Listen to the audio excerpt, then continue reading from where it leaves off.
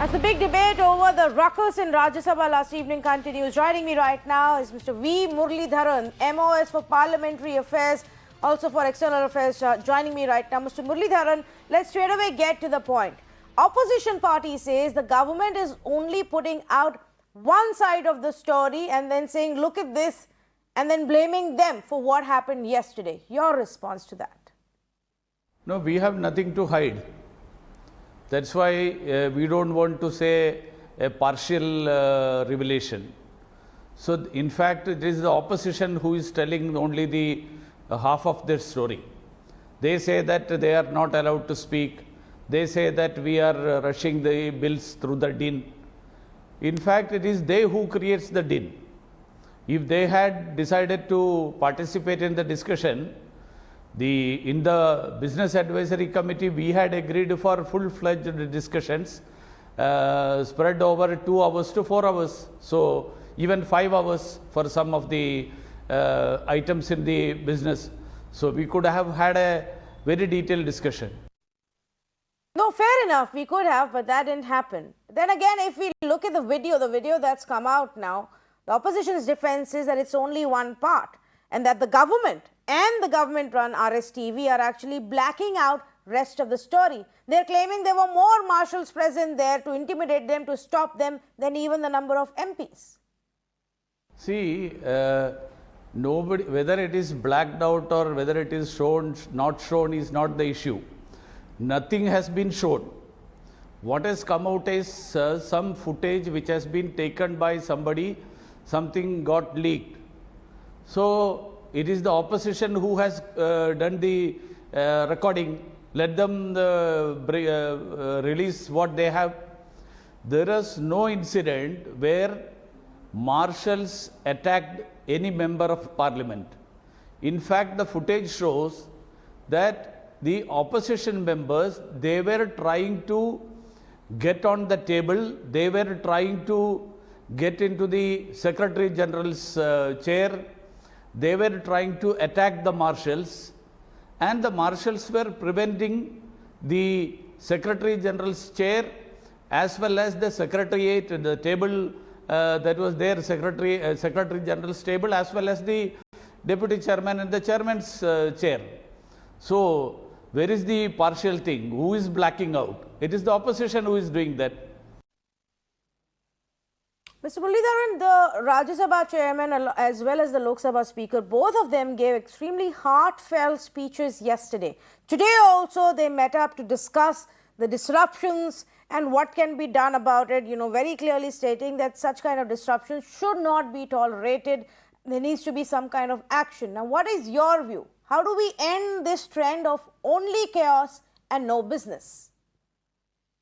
See, the parliament is to discuss the issues of the people.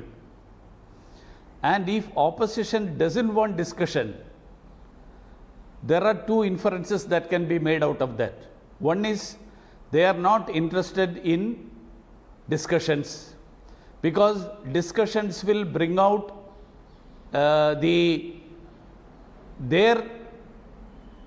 means what the opposition doesn't have anything to contribute.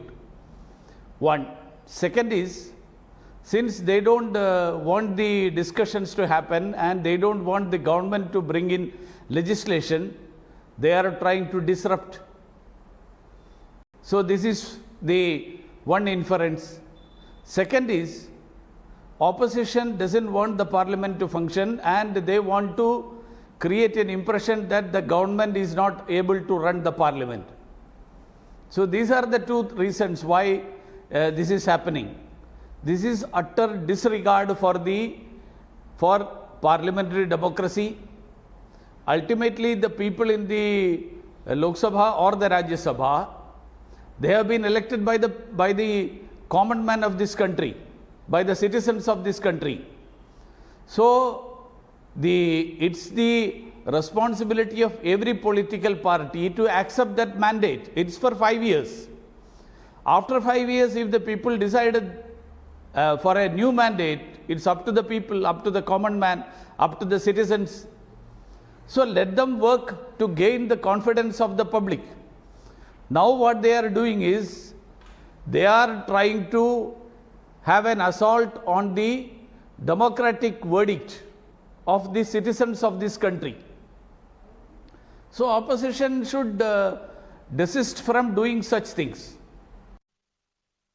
Okay, but the TMC has responded to the briefing with 7 ministers, and the TMC is asking the 7 ministers who spoke on behalf of the government to answer their 7 questions. Now, one of the issues that they have raised is why won't the government send any legislation to the parliamentary standing committees for further scrutiny? Mr. Muraleedharan, wouldn't you agree that is actually a healthy way, a good way of finalizing legislation by allowing these committees to look into the laws?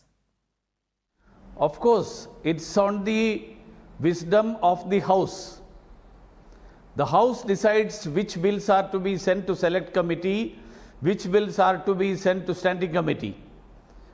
I know that the day before yesterday, perhaps you are also aware, the opposition moved a motion for sending a bill to the select committee. They had only 44 members to support. That means even within opposition, they don't want, the 44 is not the strength of opposition. If opposition wanted that, they could have mustered the strength, they could have got the support of all the members of the opposition. So it means that the House doesn't want that bill to be sent to the select committee. House was willing to discuss it on the floor of the House. So that motion was defeated by 79 votes against 44 who were demanding that it should be sent to the select committee. So how serious is the opposition in sending these bills to the select committee? It means that opposition is only trying to make an issue of this.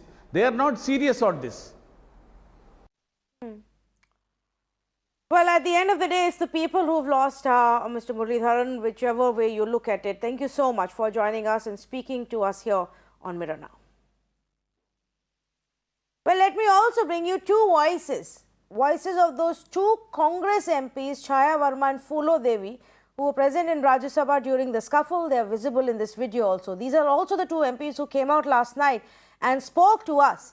And told us that they were actually manhandled and pushed, and in this scuffle, they also got pushed around by the Marshals. While that part, what they are claiming, is not exactly visible here. What is visible here is them pulling away and tugging at a lady Marshal, dragging her out of that entire crowd and the well. Here is their justification. जितने सांसद हैं राज्यसभा के अंदर उससे 2 गुना और 3 गुना तो वहां पर मार्शल खड़े थे। वेल में हम जाना चाह रहे थे तो वहां पे पूरे मार्शल खड़े हुए थे, तो हम अपनी बात कहाँ रखें?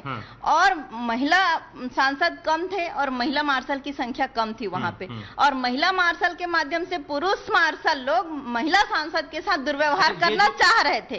वहां पे हुआ जो पहले का दृश्य आपने नहीं दिखा रहे हैं, एक हमारी सांसद नीचे गिर गई, उसको उठाने के लिए हमने महिला मार्शल का हाथ पकड़ के खींचा कि इसको क्यों गिरा दिए हो, इसको उठने दो, ये दब रही है। और पुरुष जो मार्शल थे वो उनके धक्का मुक्की हो रहा था, पूरा आपाधापी का माहौल हो गया था वहां पर। आप देखे होंगे, फुटेज तो मैंने देखा नहीं है, मैं वास्तविकता वहां पे देखी। हमारी सांसद गिर गई थी, उसको चोट आ गया था, वैसे भी वो पहले से इंजरी सांसद थी, उसको बचाने के लिए हमने उस महिला मार्शल का हाथ पकड़ के खींचा, उस महिला सांसद को बचाने के लिए। वहां पे पूरे पुरुष लोग थे, सांसद भी पुरुष थे और मार्शल भी पुरुष थे।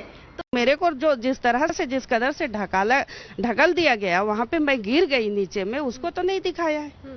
सदन में हम अपनी बात रखने जाते हैं, गरीब महिलाओं को आवाज उठाने के लिए जाते हैं, वहाँ कौन वीडियो बनाते रहेगा? बिल्कुल हम मांग करते हैं जो हमको ढकेल दिया गया, हम गिर गए, उसको भी दिखाए। किस तरह पुरुष मार्शल सामने आते हैं और एक महिला सांसद को धक्का देते हैं, उसको भी दिखाए। Their argument being that you're not showing the full story, show the part where the women MPs were actually pushed by the male marshals. We're going to take a quick break. On the other side, on the 9 p.m. edition of the Urban Debate, we put the spotlights on schools and whether now is the time to reopen schools across the country. Stay with me.